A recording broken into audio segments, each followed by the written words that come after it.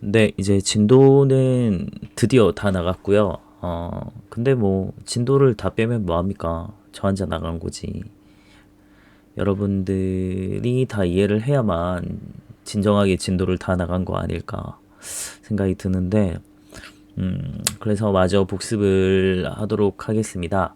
우리 저번에 마오리아 왕조까지 봤었고요.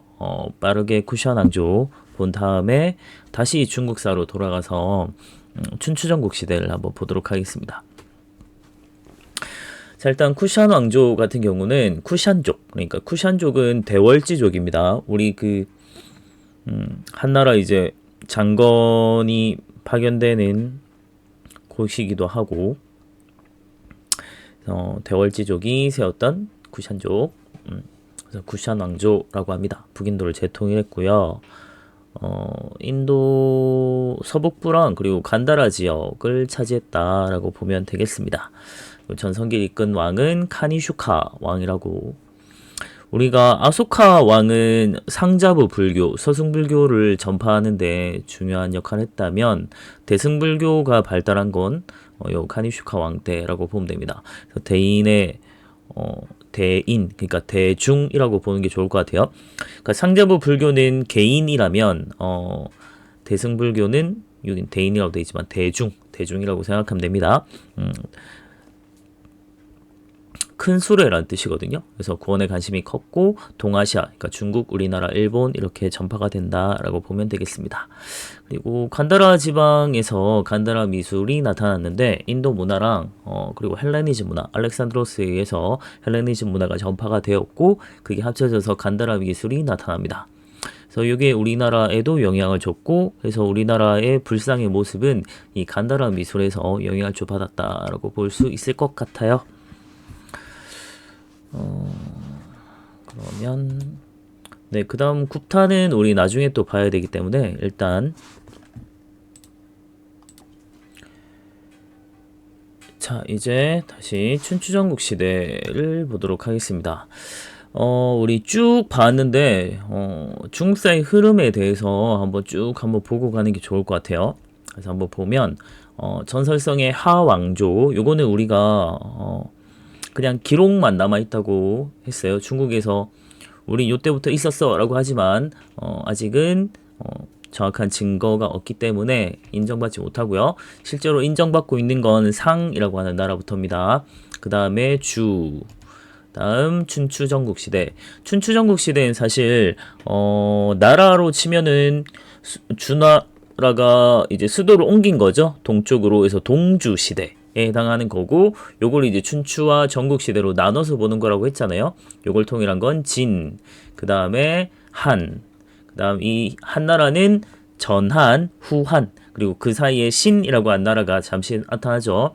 그 다음 후한의 위초고, 삼국으로 나타나는 때가 있었고 그걸 거의 통일한 건 위입니다. 근데 위는 곧장 사마시들에게 나라를 뺏기죠. 그게 이제 진이 해당되는 거고 그 다음이 이제 진도 금방 이제 분열이 되잖아요. 그래서 하북 지방에는 오랑캐들이 이제 쳐들어와서 북조를 세우게 되는 거고 그 다음 기존의 한족들은 강남 지방 이제 창장강 이남으로 내려가죠. 그래서 강남을 새롭게 거기서 이제 나라를 세우게 되면서 그 남조가 나타났고 이걸 합쳐서 남북조라고 합니다. 그래서 요 시대를 통틀어서 미진 남북조라고 부르기도 해요. 그래서 분열기를 거쳐서 다시 수나라로 통일이 됐고 그다음에 또 금방 망하죠 수는. 그래서 당이 또 들어섰다가 당이 또 분열돼서 5대 19기란 게 나타났고 이걸 또 통일한 게 송나라. 그다음에 원, 그다음 명, 그다음 청, 그다음 중화민국, 그다음 중화인민공화국 해서 지금의 중국까지 이렇게 이어져요. 그래서 우리는 1년 동안 요 중국사 전체를 다 배우게 될 거고요. 지금은 일단 춘추전국을 한번 보도록 하겠습니다. 춘추 전국은 그래서 요 동주 시대부터 그러니까 주 왕실이 이제 쫓겨서 동쪽으로 내려가고 그러니까 유목민족의 침입으로 수도를 옮겼다고 했잖아요. 견용이라고 하는 옮기게 되면서 주왕실인 이제 엄청나게 세력이 약해지게 된 거죠. 그래서 지방 제후들끼리 경쟁하는 시기였고, 그러니까 이 춘추전국 시대는 그래서 엄청난 정치적으로는 혼란기이지만 엄청나게 많은 나라들이 약육강식하는 그래서 경쟁의 시대였기 때문에 사회 경제적으로 문화적으로는 굉장히 발전하는 시기였다라는 거 제가 설명했습니다. 그 대표적인 증거로 볼 수 있는 게 제자백가라고 하는 거고요. 자, 그 중에서 우리가 일단 춘추와 전국으로 좀 나눠 볼 텐데, 요걸 묶어서 우리가 그냥 춘추 전국이라고 하긴 하지만, 춘추랑 전국으로 좀 나눠 볼 수 있는데, 춘추라고 하는 건 이제 주왕실, 그러니까 요때 춘추 전국을 나누는 기준이 되는 건 주왕실을 다른 제후국들이 인정을 하느냐, 무시하느냐, 요거로 볼 수 있거든요. 그래서 주왕실을 좀 아직까지는 인정해 줄 때가, 한 200여 국 정도 엄청나게 많은 제후국들이 서로 경쟁하던 시기였고, 그게 점차 시간이 흐르게 되면서 주변국들을 정복하면서 굉장히 강대국들, 큰 나라들이 7개의 나라로 좁혀지게 되거든요. 그 시대가 이제 전국 시대고, 요 시대가 되면 주왕실을 그냥 무시하기 시작합니다. 인정하지 않아요. 그 전까지는 왕실을 그래도 나보다 높은 왕이야 라고 이렇게 인정을 해줬지만 이제는 무시하기 시작합니다. 그걸 그때가 전국시대라고 하고, 요때 대표적인 7나라를 전국칠웅이라고 합니다. 그 중에 가장 서쪽 변방에 있던 진나라가 결국 나머지를 다 먹고 통일하게 되는 거죠. 그 과정을 우리는 쭉 보는 겁니다. 자, 요 시기는 그래서 철기 시대예요. 그래서 철제 무기가 사용이 되면서 전복 전쟁도 활발해졌고 전쟁 규모도 훨씬 커지게 됐고, 그 다음에 철제 농기구가 사용이 되고 뭐 우경도 시작되고 이러면서 깊이가리가 가능해집니다. 그래서 농업 생산력도 굉장히 커지게 됐고, 농업 생산력이 커지고 먹고 살만해지고 막 이렇게 되면 당장에 먹고 사는 문제가 해결되면서 잉여 생산물도 늘어나게 되고, 그래서 그냥 농업뿐만이 아니라 다양한 여러 가지 뭐 상업 교환을 하게 되면 상업도 발달하게 되고, 다양한 뭐 수요에 맞춰서 수공업도 발달하게 되고, 그래서 그에 맞춰서 막 도시도 출현하고 이러면서 사회가 점점 더 발달이 되게 됩니다. 그러면서 여러 가지 직업들이 생겨나게 되고, 그래서 직업도 막 전문화되고 이런 사회가 나타났고요. 그리고 경쟁의 시기에서 요 당시에 엄청나게 많은 사람들이 생각했던 것은 어떻게 하면 나라를 부국강병하게 만들 수 있을까? 그러니까 나라를 부유하게 만들고 병사를 강하게 만들 수 있을까? 그래야만 상대국을 이길 수 있는 거잖아요. 다른 나라를 이기기 위해서는 우리나라가 엄청나게 발전을 해야 되는데, 그 발전을 해야 되는 아이디어는 다 다양했을 거잖아요. 또 어떤 나라는 우리는 엄청 강력한 병법을 개발해서 다른 나라를 정복해야겠어 라는 생각이 있을 거고, 어떤 나라는 우리는 정말 농업을 열심히 해가지고 농사로 경제력으로 압도할 거야 이런 데도 있었을 거고, 우리는 너무 정치가 지금 혼란스럽기 때문에 사회 질서가 없어.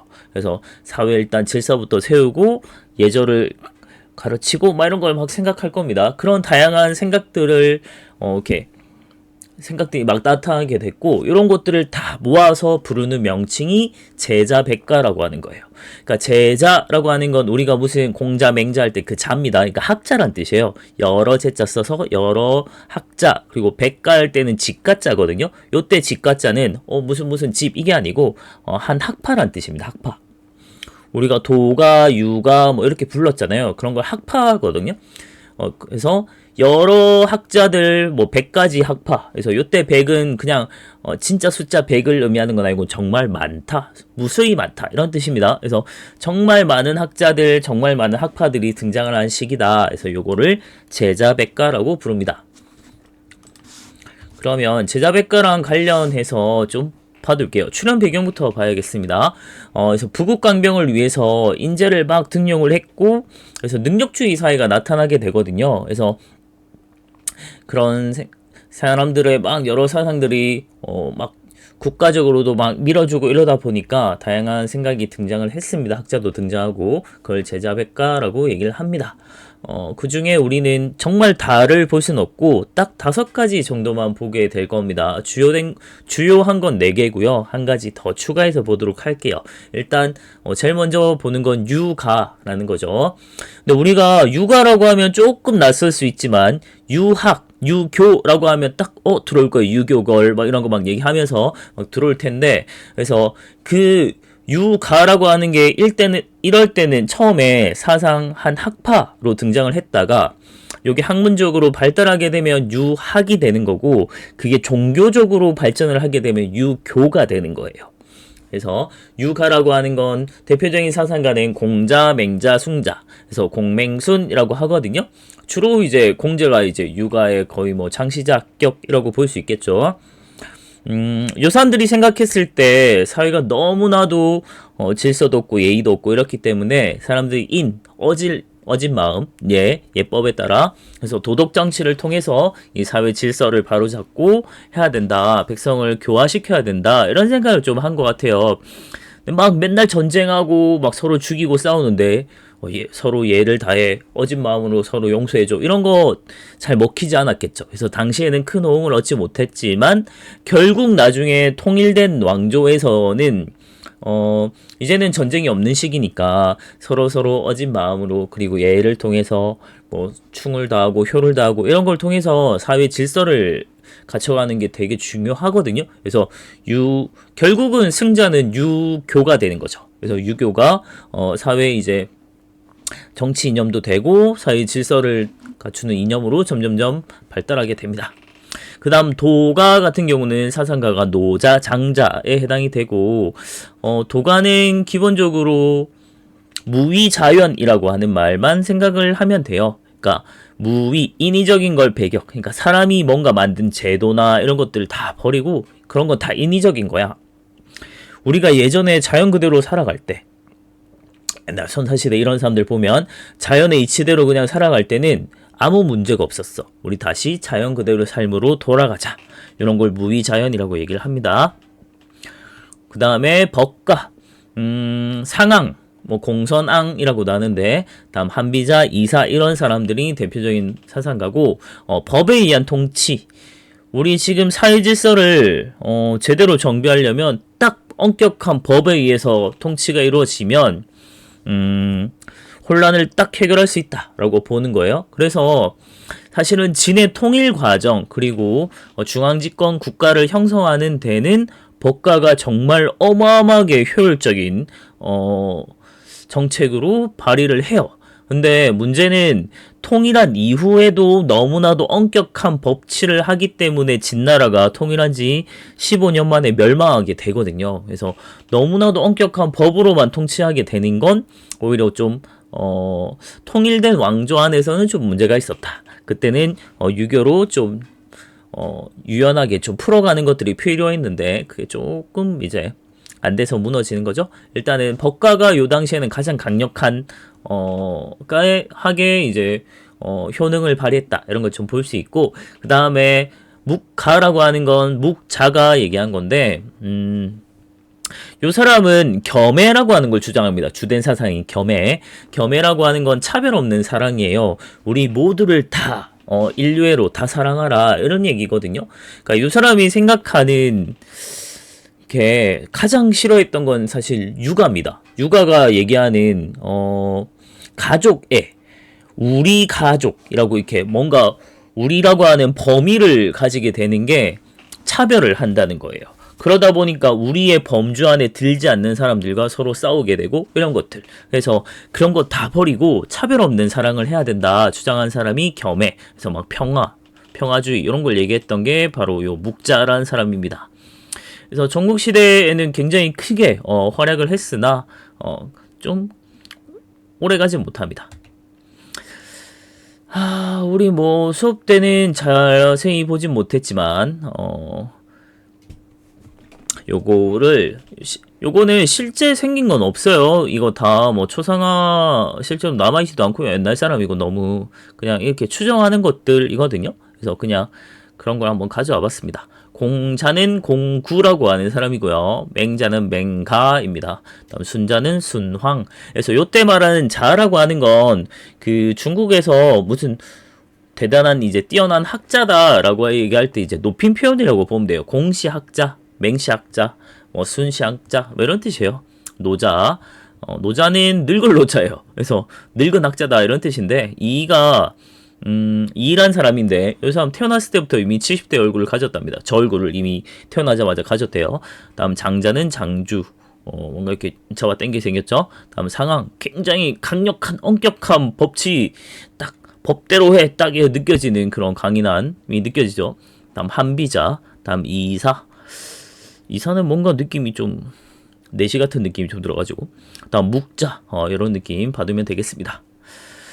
자, 이런 걸 바탕으로 해서 진나라가 법가를 통해서 통일을 하게 되는데 뭐 요 통일 과정은 우리가 하나하나 다 설명하기엔 너무 길고요. 그냥 간단하게 요 분야기를 끝내고 진이 통일했다 정도 봐두겠습니다. 근데 그 바탕에는 이 진나라가 이 상항이라고 하는 법가사상가를 등용하면서 법가를 통해서 개혁에 성공을 했고 그래서 부국강병을 하게 되면서 나머지 나라를 다 정복해서 중국을 최초로 통일하게 됩니다. 이 통일 이끈 사람이 바로 진시황제라는 사람이죠. 진시황제라는 사람이죠. 시황제. 영정이라고 하는 사람이고 영씨고 이름이 정입니다. 그래서 영정이 처음으로 통일한 다음에 나는 일반적인 그냥 왕이 아니야. 나는 어느 왕들보다 정말 왕 중의 왕, 훨씬 위에 있는 존재야 라고 해서 왕보다 훨씬 뛰어난 호칭을 찾아야겠어. 왕명을 찾아야겠어 라고 해서 만들어낸 게 황제라고 하는 명칭이고 나는 최초니까 난 처음이야. 그래서 처음 시자에서 시황제라고 부르게 됩니다. 자, 그래서 이 자신 중심으로 해서 딱 봐도 알겠죠. 에고가 굉장히 강한 사람이에요. 자존감. 그래서 자기 중심의 중앙집권 정책을 이제 추진했던 사람이고 그래서 시황제의 통치제도 얘기할 때 중앙집권 정책 그래서 어떤 정책이었냐 이런 것들을 이제 중점적으로 봐두면 돼요. 그래서 일단 군현제를 시행하게 됩니다. 주나라가 망하게 된 건 봉건제 때문이었는데 그런 걸 이제 방지하기 위해서 지방을 군현으로 그러니까 지금으로 우리로 치면은 양산시, 하북면 이런 식으로 이제 나누는 거죠. 이렇게 군현 나누고 거기에 왕이 직접 황제가 직접 관리를 임명해서 파견을 합니다. 그래서 왕명이 그대로 이제 전달될 수 있도록 하는 구조. 그래서 중앙집권 정책 자치가 아니라 왕이 지방을 직접적으로 지방까지 가서 다스릴 수는 없지만 대리인을 파견을 해서 요놈이 이제 자신의 왕명대로 이제 정책을 하게 되는 그런 게 이제 군현제라고 보면 되는 거죠. 다음에 오랜 분열기 동안 너무나도 이제 제도나 이런 부분들이 달랐던 거죠. 다 제각각이었기 때문에 화폐, 문자, 도량형 이런 것들 다 통일시킵니다. 그리고 사상까지 통일을 시켜요. 어찌 보면 사상을 굉장히 통제한 거라고 볼 수 있는데 그걸 아주 잘 보여주는 너무나도 엄격하게 사상을 통제하거든요. 그걸 보여주는 말이 분서갱유라고 하는 겁니다.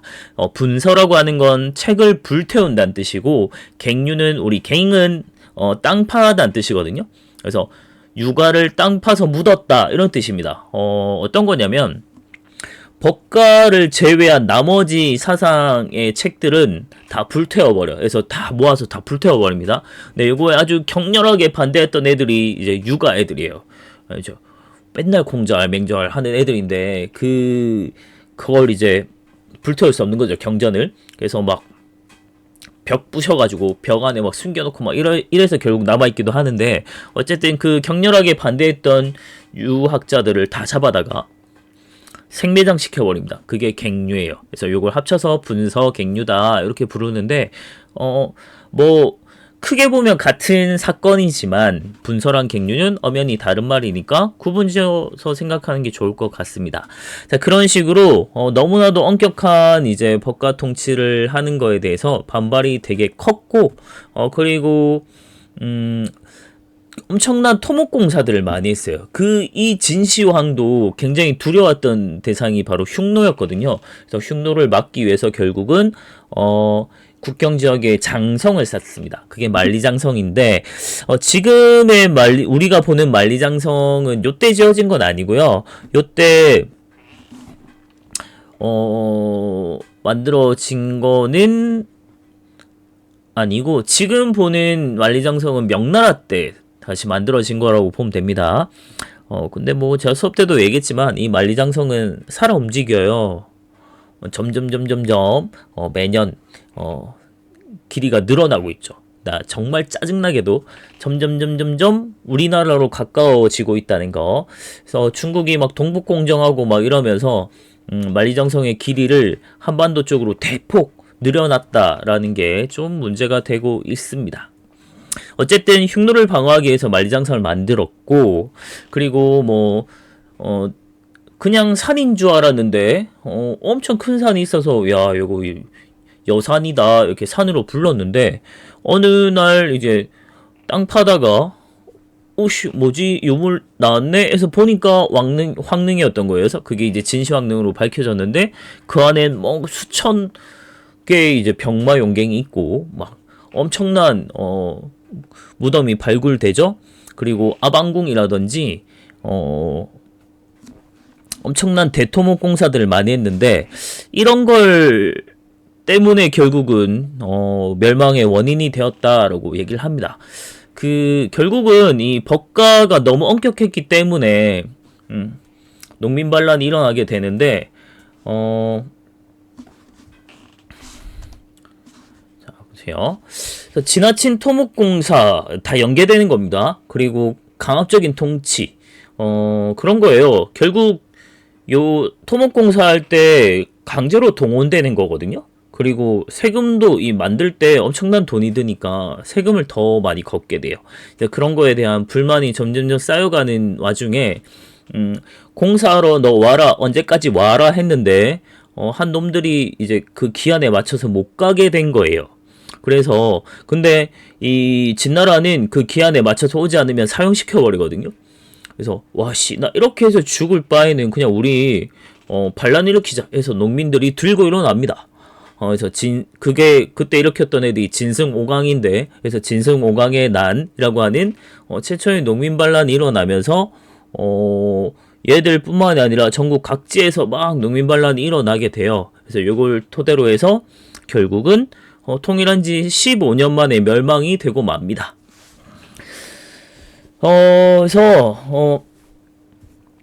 그래서 뭐 요걸 보면 크게 뭔가 영향력이 없었을 것 같지만 너무 역사가 짧아가지고 좀 그런데 어쨌든 중국 역사상 최초의 통일 제국이었고 요 진이라고 하는 나라 이름이 다른 나라에 알려지게 되면서 요 진에서 친이죠 영어로 거기에 A 붙여서 차이나 그래서 지금 중국이 차이나로 불리게 된 계기가 된 거는 이 진나라라는 이름에서 왔다라고 볼 수 있습니다. 자, 그 다음 진이 멸망한 다음에 초안대전이라고 해서 5년 동안 초나라랑 초나라의 항우 그리고 한나라의 유방이라고 하는 애들이 경쟁을 하는 시기가 또 나타나요. 그러니까 여러 막 제후들이 또 등장을 해요. 막 분열 시기였는데 그때 이제 결국은 두 명의 라이벌로 이렇게 좁혀지는데 그게 항우와 유방입니다. 근데 뭐 수업 때도 설명했지만 초엘리트 집안의 항우, 능력도 아주 뛰어났던 항우랑 그냥 지방의 그냥 농민으로 한량같이 살던 건달처럼 살던 유방, 요게 이제 둘이 붙어가지고 누가 봐도 항우가 이겼어야 될 것 같은데 실제로는 독단적이어서 너무 능력이 뛰어나서 자존심이 강해서 부하들의 말을 전혀 듣지 않았던 항우랑 그리고 너무 능력이 없었기 때문에 오히려 더 뛰어난 자신보다 뛰어난 부하들의 말을 아주 잘 들었던 유방.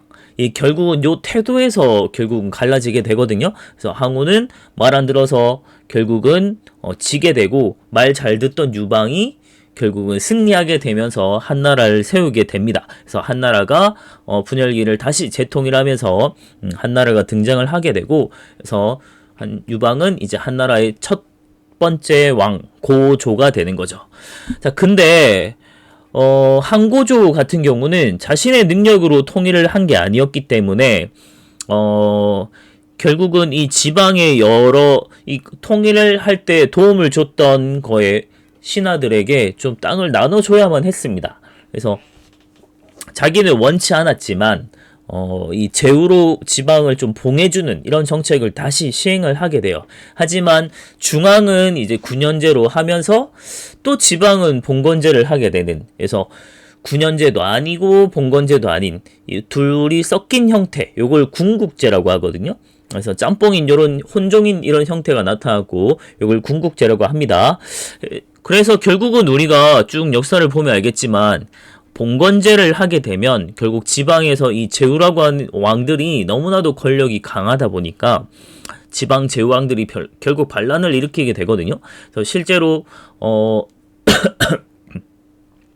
고조 이후에 나중에 지방의 제후왕들이 반란을 일으켰고 요 여러 반란들을 수습하면서 다 정리하고 다시 중앙 집권 체제를 강화시켰던 인물이 한무제라고 하는 인물입니다. 자, 그러면서 한무제는 다시 이제 중앙집권 체제를 강화하려고 지방의 제왕을 다 이제 반란을 진압했기 때문에 군연제를 지방까지 전부 확대해버려요. 그래서 중앙집권 체제를 강화시켰고, 그리고 유학이라고 하는 걸 이때부터 국가 통치 사상으로 채택합니다. 요게 사실 유학이 중앙집권 체제를 갖춰가는데 엄청나게 좋았던 게, 유교에서 내세우는 충효 사상 요런 걸 이제 통해서 황제랑 연결시켜요. 그러니까 뭐 충은 당연한 건데 효라고 하는 것도 이제 황제한테 연결시킵니다. 어떻게 하냐면 황제는 우리 모든 모든 국민들의 어버이 이런 식으로 연결시켜서 충과 효를 결합시켜요. 그래서 황제의 집권 체제를 엄청나게 강화시키는 하는데 이제 유학이 이제 정치적으로 쓰이게 되는 거죠. 자, 그리고 그래서 이제 유학 교육기관으로 태학이라고 하는 걸 만들기도 했고요. 그 다음에 한무제는 또 말 그대로 여기 이름 명칭에서 볼 수 있듯이 무제, 엄청나게 정복 활동을 활발하게 했던 사람 중에 하나입니다. 그래서 제가 수업 때도 설명했는데 북흉, 서비, 동고, 남배라고 해서, 그러니까 북쪽으로는 흉노를 쳤고, 다음 서쪽으로는 비단길 개척, 동쪽으로는 아주 우리한테 마음이 아프지만 고조선을 멸망시킨 사람이기도 하고요. 남쪽으로 베트남까지 정복을 했던 엄청난 정복 군주 중에 한 명입니다. 일단 한고조 때는 막 흉노 치러 갔다가 막 붙잡혀가지고 막 포로되기도 하고 정말 개쪽팔거든요. 네, 그러기도 했지만 무제는 흉노를 쳐서 정복을 하기도 합니다. 물론 완전히 멸망시키고 이런 건 아니에요. 그리고 뭐 이거 어부질이긴 한데 서쪽에 이제 장건을 흉노를 공격할 때 대월지랑 이제 동맹 맺으려고 장건이라는 놈을 보냈다가 오히려 요걸 계기로 해서 비단길을 개척한다고 했죠. 그러면서 이제 비단길을 개척하게 됐고, 다음 동쪽으로는 고조선을 멸망시키기도 합니다.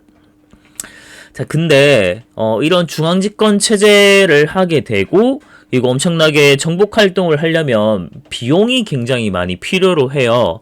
그래서 돈이 너무 많이 필요로 했기 때문에 그리고 과도한 세금을 많이 걷게 되거든요. 근데 그런 것들 때문에 좀 문제가 되기도 했고, 그러다 보니까 국가 수입을 좀 늘리기 위해서 통제 경제라는 걸 실시합니다. 그래서 전매제라고 하는데, 특히 이제 전매제의 대상이 됐던 게 소금, 뭐 철, 그리고 술 이런 거예요. 그래서 소금, 염이죠. 철. 그래서 염철 전매제라고 얘기를 하는데, 국가가 판매하는, 독점적으로 판매하게 되면서, 그러면서 이제 여기서 나오는 생활 필수품이죠. 이런 거에 대해서 세금을 국가가 이제 독점하게 되는 상황이 나타납니다. 자, 그러다가 이 외척 중에 왕망이라고 하는 놈이 오히려 이제 나라를 뺏어버려요. 그래서 한을 멸망시키고 신이라고 하는 자기가 나라를 세워버리거든요. 신을 건국을 합니다. 그러다가 이제 다시 유씨 일가들이 되찾아요. 한의 왕족이었던 유수라고 하는 사람이 다시 땅을 왕망을 몰아내고 이 왕조를 다시 되찾죠. 그래서 이때부터를 후한이라고 하고 이 사람을 광무제라고 합니다. 근데 광무제 이후에 뭐 여전히 점점점 더 외척이나 환관이나 이런 애들의 권력 다툼에다가 막 이런 거 하면서 혼란스러워졌고요. 막 환관들이 모여가지고 막 황제를 갈아치우기도 하고 막 이러거든요. 개판됩니다. 그래서 이런 것들 때문에 막 점점 쇠퇴하다가 결국은 농민 반란으로 멸망을 합니다. 그 대표적인 농민 반란이 황건적의 난이라고 하는데, 태평도라고 일종의 뭐 도교의 한 계통이라고 볼 수 있을 것 같은데, 약간 뭐 기적의 치료, 의술 막 이런 거 나오고 약간 사이비 같기도 하고 막 그런 이제 어쨌든 농민 반란으로 보지만 기본 바탕에는 원래는 태평도라고 하는 종교 집단입니다. 근데 요게 대부분의 많은 하층민들, 농민들이 가담을 했기 때문에 농민 반란으로 평가를 해요. 그래서 어쨌든 요 농민 반란, 대규모 농민 반란이 일어나면서 한 40만 가까이 됐다고 하니까 전국적으로 어마어마한 농민 반란이 일어났고, 요거를 기점으로 해서 전국에서 여러 이제 지방의 제후들이 막 독립적인 세력으로 성장을 하게 되거든요. 그러면서 위초고, 상국 엄청나게 많은 제후국이 있다가 그걸 다 먹고 해서 다시 상국, 그래서 위초고, 상국으로 정리가 되고, 그 위나라는 우리가 잘 아는 조조, 그래서 조씨, 다음에 촉은 이제 유씨, 유비죠. 유비. 그리고 오는 이제 원래는 송견인데, 그래서 손씨들, 그래서 송건 이렇게 보면 됩니다. 그래서 위초고 상국이 경쟁을 하다가 결국은 위나라가 다 먹게 되는 거죠. 그러면서 위나라가 생겨나고요. 자, 넘어가기 전에 요 한나라의 문화는 좀 볼 필요가 있을 것 같아요. 한나라의 문화는 일단 유학을 굉장히 장려해서 수도에 태학이라고 하는 걸 설립하기도 했고요. 다음 묘시대 때 되면 도가가 또 이제 도교로 막 발전을 하기도 합니다. 다음 후한 때 비단기를 통해서 불교가 전래되기도 했고요. 역사학의 뭐 사마천의 사기 뭐 이런 책들이 나오기도 합니다. 그래서 역사책의 표본이 돼요, 이 사기라고 하는 게. 그래서 요걸 본 모델로 해서 이제 우리나라에서도 고려시대 때 삼국사기라고 하는 우리나라에서 가장 오래된 현존하는, 그러니까 남아있는 것 중에 가장 오래된 역사책을 만들기도 합니다. 그 다음 후한 때 체륜이라고 하는 환관이었는데, 이 사람이 제지술, 그러니까 종이 만드는 발명하기도 하고요. 다음에 한자, 한자 할 때 한이 요 한나라 할 때 한자거든요. 그래서 한자라고 중국의 글자를 이제 정리해서 한자라고 칭해지게 된 게 요때입니다. 그래서 중국 문화의 토대를 만든 건 요 한나라다, 이런 얘기를 하거든요. 그래서 한나라가 중국에서는 굉장히 큰 의미를 가진다, 이렇게 볼 수 있을 것 같습니다. 자, 그럼 넘어가기 전에 이 비단길 좀 봐야 될 것 같은데, 비단길 개척은 정말 의지의 중국인, 이 장건의 거의 개인의 엄청난 희생과 헌신에 의해서 만들어졌다고 볼 수 있는데, 일단 장건이 처음에 이 대월지에 동맹을 맺게 하려고, 그러니까 흉노를 같이 치려고 대월지랑 동맹을 맺으려고 장건이라는 애를 보냈거든요. 근데 흉노에게 붙잡혀서 한 10년 동안 일단 포로 생활을 하게 됩니다. 그러면서 막 이 감시를 풀어지게 만들려고 결혼도 해서 막 처자식도 있고요. 막 그런 식으로 해서 10년 동안 난 방황 안 가고 그냥 살 거야, 정착하고 살 거야 하는 식으로 좀 연기를 합니다. 그래서 좀 감시가 좀 약해진 틈을 타서 결국 탈출해서 대월지에 아주 힘겹게 도착을 하거든요.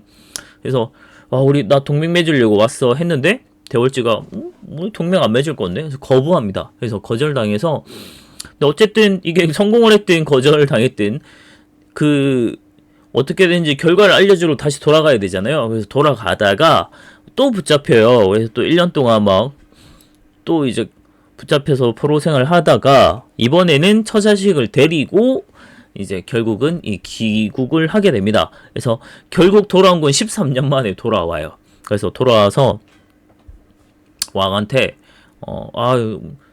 동맹 맺으러 갔는데 실패했습니다. 그래서 실패한 결과를 알렸는데, 그냥 그렇게 가면 결국 그냥 실패자지만 대신에 얘가 13년 동안 이제 보내면서 뭐 특산물이 어떤 게 있고 막 이런 것들 막 기록을 다 남겨놨어요. 그게 아주 중요한 이제 정보가 되는 거죠. 그걸 이제 한무제가 듣고 되게 흥미롭다. 그 한무제가 특히 이제 흥미로워했던 게 요쪽 이제 서역 쪽에 있던 아주 좋은 말들에 대한 기록에 되게 관심을 가졌고, 그래서 13년 만에 겨우 돌아왔는데, 야, 너 다시 가서 말 좀 가져와라. 너 말 좋아 보이더라. 해서 다시 2차로 보냅니다. 그렇게 하면서 이제 비단길이 개척되게 되었다라는 거예요. 그래서 이 비단길 개척에는 이 장건이라는 사람을 빼놓지 않고 생각을 해야 된다, 이런 겁니다.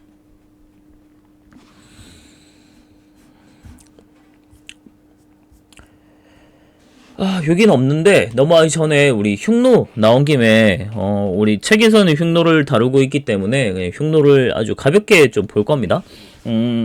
이 한나라가 중국 쪽에서 엄청나게 성장을 하고 있을 때 이 한나라 북쪽, 그러니까 만리장성 이북 쪽에는 이 유라시아 대륙의 북쪽에 이 흉노라고 하는 엄청난 대제국이 있었습니다.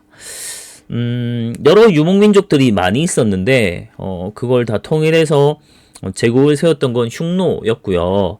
요 흉노라고 하는 건